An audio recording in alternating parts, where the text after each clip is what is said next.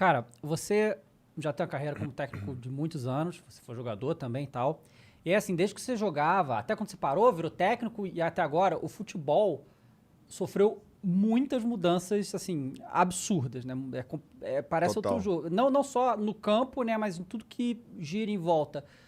Como que você fez durante todos esses anos, assim, para ir se adaptando e se modernizando? Porque o técnico você passa gerações, né? O jogador tem Sim. ali 15 anos de carreira, né? E acabou. O técnico não, ele passa gerações e vai vendo tudo isso mudar e tal.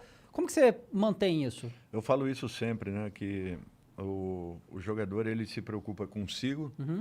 e depois com o seu grupo de trabalho. Mas principalmente com o seu momento, com a sua situação. Então ele tem uma preocupação única. E num segundo plano, num segundo momento, aí sim com a sua equipe.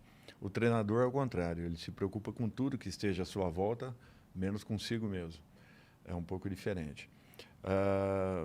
Quando você está num processo de formação, o atleta num processo de formação, você precisa de toda informação possível e necessária para que você possa formatar a tua personalidade como atleta.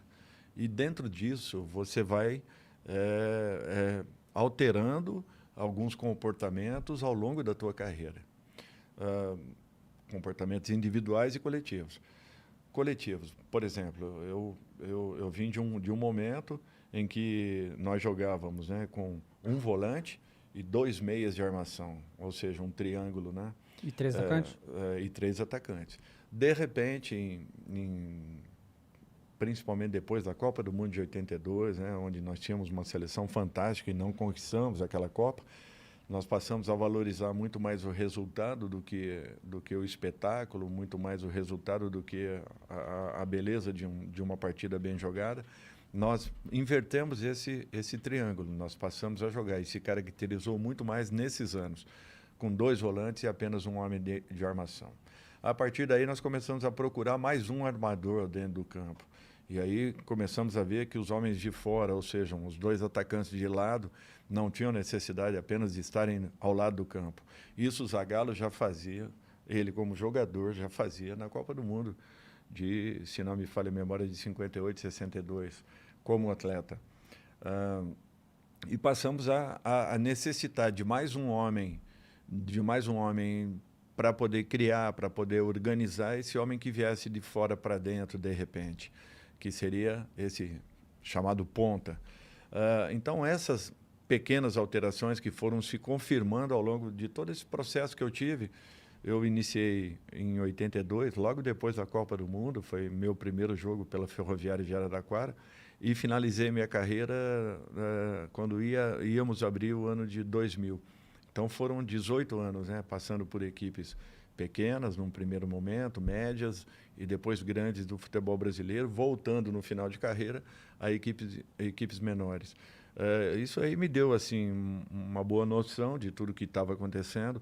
Eu também, como atleta, eu tive que tentar me enquadrar em tudo aquilo que eu via como mudança. O futebol passou a ser muito mais competitivo. Eu era um jogador mais técnico, não tinha tanta velocidade, não tinha tanta mobilidade de movimentação.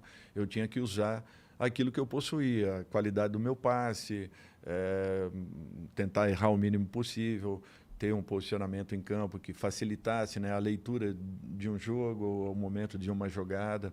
Por quê? Porque na ocasião, sendo apenas um volante, isso me deu uma boa sustentação. Depois, com a vinda de um segundo volante, eu passei a ser esse volante que saía um pouco mais para jogar. Que hoje, no caso, é o segundo volante, né? O segundo volante, né? Que hoje eu já nem coloco mais como volante, porque se antes nós tínhamos, né, a era do especialista, hoje, para mim, nós estamos na era do multi-especialista, né?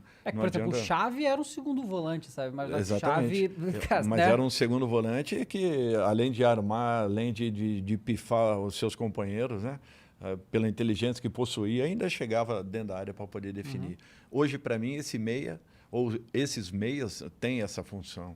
Então, eles são muito mais participativos e com uma obrigatoriedade maior de chegar dentro da área adversária do que especificamente o 10 daquela época. Lá atrás tinha.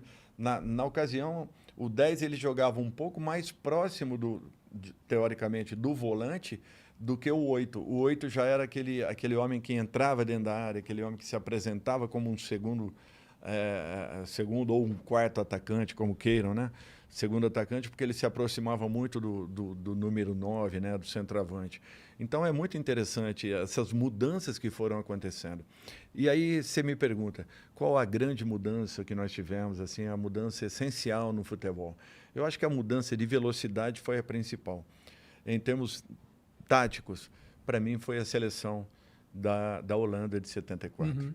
Aquela seleção foi fantástica, uma seleção que jogava um futebol completamente diferente, porque não se guarneciam posições, se ocupavam espaços. Até hoje, ninguém joga naquela seleção, né? Mas tentam, Nunca né? aconteceu. Nunca aconteceu. Você sabe muda por de quê? posição. Talvez o futebol mundial tenha tido dois pecados. Primeiro, a seleção brasileira de 82 não ter sido campeã mundial e a seleção de 74 e 8 da Holanda também não ter ganho um campeonato mundial. O futebol mudaria, mas mudaria para aquele romantismo que existia.